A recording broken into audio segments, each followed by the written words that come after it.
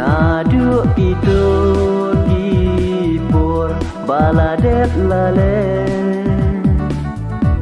ngam arjingmu cu ya pi ngatiba pi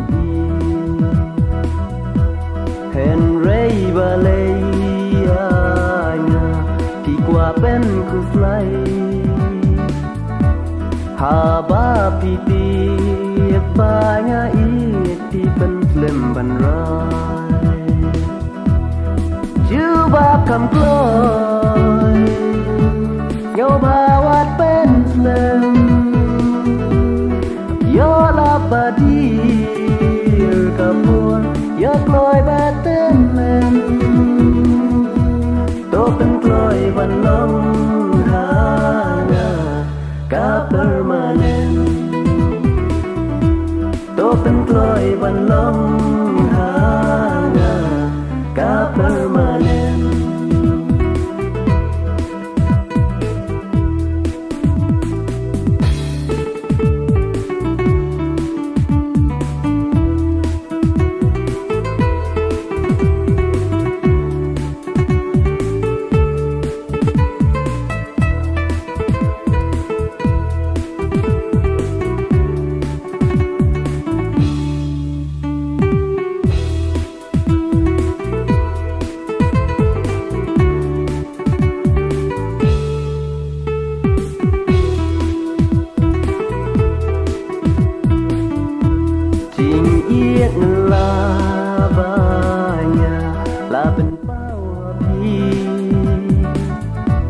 Lano gensya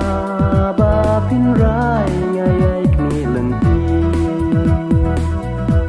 Man lagi por pikrin ya jing mun jonga Syubun tangki jing perkam mensim kaling a Juba kam kloy Yo bawat pen flem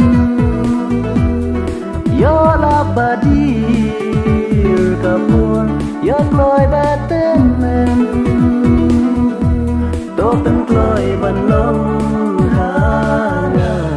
ka permanen Topen kloy ban long